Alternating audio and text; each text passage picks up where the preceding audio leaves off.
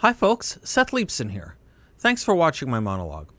In these uncertain times, you may be thinking about personal protection. If you are, I urge you to visit my friends at Guns Etc. They'll help you find the perfect protection for yourself and your family, and they can even teach you how to use it. They've been protecting Arizonans for over 33 years, and they stand for the great principles this country was founded upon. Or you can just click on gunsetc.com. And if you like my monologues, please subscribe to 960 The Patriots YouTube channel. Welcome back and happy November 18th, 2020. Quote, "You cannot serve God in the military," close quote. That's from a sermon Raphael Warnock, the Democratic Party candidate for Senate in Georgia, preached in a video that has gone viral, sort of. The mainstream media is not covering those aspects of Reverend Warnock's rhetoric very much. One question from Jake Tapper on it is the best I can see. But of course there's more, a lot more, including a 2014 sermon praising Jeremiah Wright's GD America sermon of some years prior, saying it was a very fine sermon. Quite interesting views on God and the military this meddlesome reverend has. Let's talk about the military just a moment. What in 2014 or 2003 for that matter, was so worthy of criticizing? That brave men and women would defend America? Now you see it because they believe God should condemn, or rather damn, America.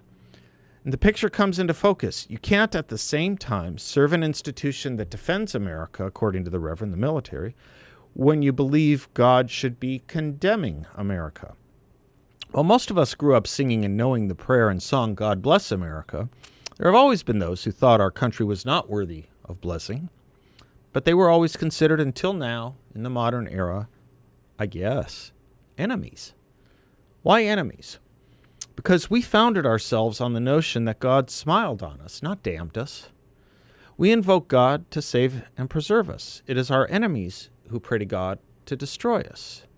As Harry Jaffa puts it about our Constitution, the preamble of the Constitution crowns its enumeration of the ends of the Constitution by declaring its purpose to secure the blessings of liberty to ourselves and our posterity. No words of the Constitution reveal the intention of the Constitution more profoundly than these. The preamble is the statement of the Constitution's purposes, and this culminating purpose embraces and transcends those that have gone before. Alone among the ends of the Constitution to secure liberty is called a securing of blessings. What is a blessing is what is good in the eyes of God. It is a good whose possession, by the common understanding of mankind, belongs properly only to those who deserve it. We remember that the final paragraph of the Declaration of Independence appeals to the supreme judge of the world for the rectitude of our intentions. It is by the authority of good people of these colonies that independence is declared. It is because of this assurance of their rectitude that this good people and their representatives placed a firm reliance on the protection of divine providence. From George Washington to Abraham Lincoln to Franklin Roosevelt to John Kennedy to Ronald Reagan, until now, every president invoked God to bless or save our people and our country, either in war, especially before a battle, or in peace. I think especially Franklin Roosevelt's D-Day prayer read over the radio, the largest public prayer the world had ever known until then. That's what rubs so raw when preachers, men of cloth, men of God, invoke him, God, to damn us and our country. It's not just theologically problematic. It's quite simply un-American. And we shouldn't shrink from saying it. You know, it strikes me Democrats already elected, particularly in the U.S. House of Representatives and Senate, from Nancy Pelosi to Chuck Schumer, tell us things, policies, you name it, are un-American all the time when Republicans propose them, or existential threats to our country and our Constitution. But they miss the speck for the plank when people in their party seeking to join their ranks of leadership literally speak anti-American and un-American toxicity. Now, of course, we know the Democratic leaders, who have no problem labeling Republicans and their policies un-American, are not missing things. They're burying them and distorting them, because the point to them is not to be in consonance with our founding principles. It's to enrich and enlarge Democratic Party majorities, leadership, power, even if it requires turning a blind eye or a deaf ear to members of their own party who truly do speak un-American things. Now, one of the things about this, be it Jeremiah Wright or Raphael Warnock, or for that matter, Ilhan Omar, is that there is a diffidence, a hesitation in criticizing people of color or ethnic minorities for these kinds of statements, isn't there? I never understood why.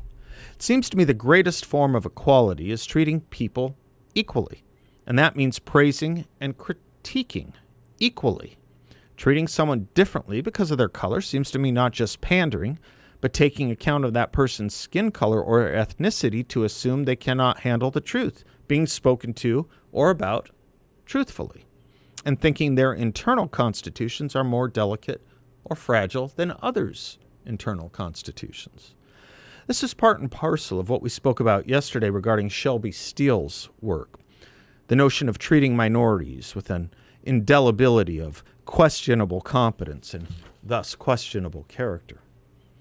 If someone is going to invoke the damnation of America, I don't care if they have the skin color or ethnicity of Adolf Hitler, Idi Amin, or Osama bin Laden. It's the thought and the intent and the verbiage that counts, not the skin or eyes or country of origin of the person saying these things. The great irony is that it is usually such enemies of America, like Adolf Hitler, who actually do think skin color and ethnicity, and sometimes religion, dictates how one thinks, dictates character, brain power, capacities for good and evil.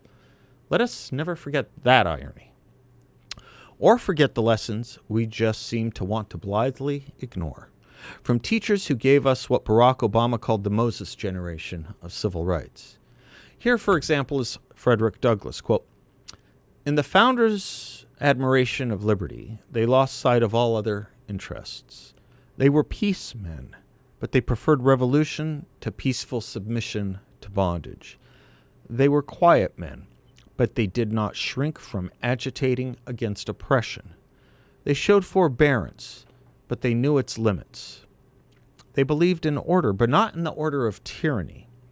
With them, nothing was settled that was not right. With them, justice, liberty, and humanity were final, not slavery and oppression. You may well cherish the memory of such men. They were great in their day and generation. Their solid manhood stands out the more as we contrast it with the degenerate times we live in." Close quote. He would go on to say, Frederick Douglass would, quote, "In the Constitution I hold there is neither warrant, license, nor sanction of the hateful thing slavery. But interpreted as it ought to be interpreted, the Constitution is a glorious liberty document." Close quote. A glorious liberty document. Do the people wanting to tear down his and Lincoln's and Washington's and Ulysses Grant's statues know any of this? Does Raphael Warnock? Or do they stand with the Confederacy after all? For it was the Confederacy in America that interpreted our founding differently from Frederick Douglass. We've been over and over this, but I'm not quite ready to let it go. When the Warnocks or Wrights or BLM anarchists speak of America as founded in evil, they buy into not Lincoln's or Frederick Douglass's or Martin Luther King's views of the Declaration of Independence and the Constitution or our founding. They are buying into Jefferson Davis and Alexander Stephens' view that our founding was not meant to put slavery on the course of ultimate extinction, but to burn it in amber forever and ever. I just don't think enough people realize whose view of America these leftists are invoking or supporting, for they are supporting the lost cause of the Confederacy, and not the side that won, the side that was right, the side of freedom. One wants to ask why the Democratic Party traffics in so much of this, but then again, it's not a party that takes serious issues seriously and will use any movement or any cause to obtain and maintain power, even if that means embracing the theological and philosophical underpinnings of the Confederacy and slavery. I'm reminded of what Leo Strauss wrote about Germany in the 1930s. He wrote it was the contempt for permanencies of human nature which permitted the most radical elements to submit to, or rather to welcome, as a dispensation of fate, the verdict of the least wise and least moderate part of the nation, while it was in its least wise and least moderate mood, and at the same time speak of wisdom and moderation. Let me go to Strauss's student Harry Jaffa again. There are those who do not see that the Constitution, grounded in the principles of the Declaration of Independence, reflected any standard of justice other than positive law. They do not see that the word person meant any human person, whatever his race, creed, or nation. In December 1860, Abraham Lincoln wrote to his old friend Alexander Stephens, who he hoped was still a friend and not an enemy. He wrote, quote, "You think slavery is right not to be extended, while we think it is wrong and ought to be restricted. And that, I suppose, is the rub." Close quote. Yep, that was the rub. And the wrong, distorted view was rubbed out. Why we cannot celebrate that takes us back to the whole argument about learning history here. We don't, and for all the wrong reasons. Thus propaganda reigns, and Raphael Warnocks get defended when they don't get praised. But it is with a pretty strong dose of humility, I think, that we should ever concede to a view of the world that would dismiss Washington, Madison, Lincoln, and Douglas, and embrace the Confederate view of our history, all the while speaking of moderation, peace, and justice. I'm Seth Leibson. We'll be right back.